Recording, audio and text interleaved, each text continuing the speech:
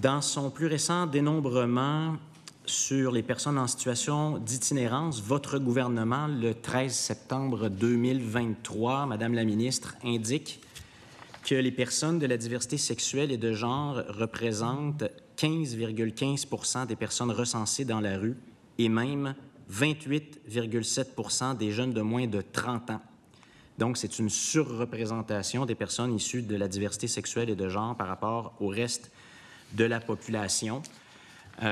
L'itinérance, généralement, est en forte croissance. Elle a augmenté de 44 % en 5 ans, mais donc de manière beaucoup plus forte pour les personnes de la diversité sexuelle et de genre.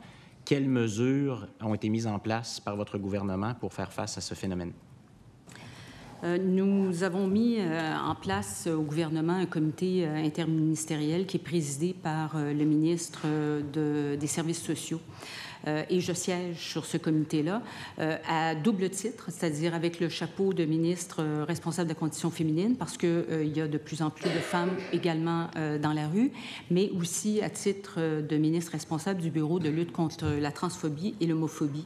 Ce sont des enjeux qui sont, je dirais, connexes, parce qu'il y a beaucoup de craintes, particulièrement chez les femmes dans la rue. Elles se cachent et c'est la même chose dans les groupes LGBTQ. Alors, oui, je suis préoccupée par cette question-là.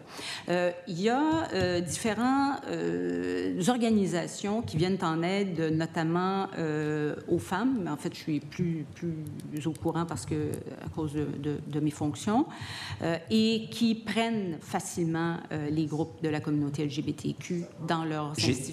Le temps va très rapidement pour le député Jean Talon. Oui. On a très peu de temps, Madame la ministre. Dans votre plan d'action gouvernemental 2023-2028, la mesure 15, c'est de développer un outil de sensibilisation pour défendre les droits des personnes de la diversité sexuelle et de genre en situation d'itinérance. Là, on voit qu'il y a une situation assez urgente. Où en est-on sur ce guide-là? Est-il disponible? Est-il en préparation?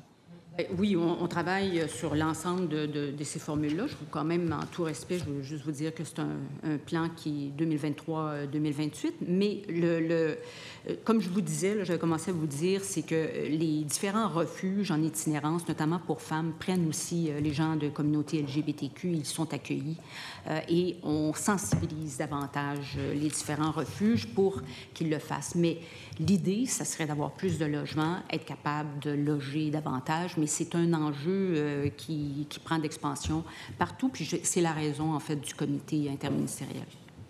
L'outil n'est pas encore prêt, puis je comprends au début du plan, mais est-ce que je peux suggérer à la ministre que ce serait, disons, dans les prioritaires? Une autre sur laquelle j'aimerais entendre la ministre, le Conseil québécois LGBTQ+, et d'autres organisations dénoncent le fait que les personnes de la diversité de genre et de la diversité sexuelle sont plus susceptibles de vivre de la discrimination au moment de trouver un logement. Vous savez que c'est une question extrêmement importante actuellement, double facteur ici de vulnérabilisation. Qu'est-ce que le ministère fait là-dessus?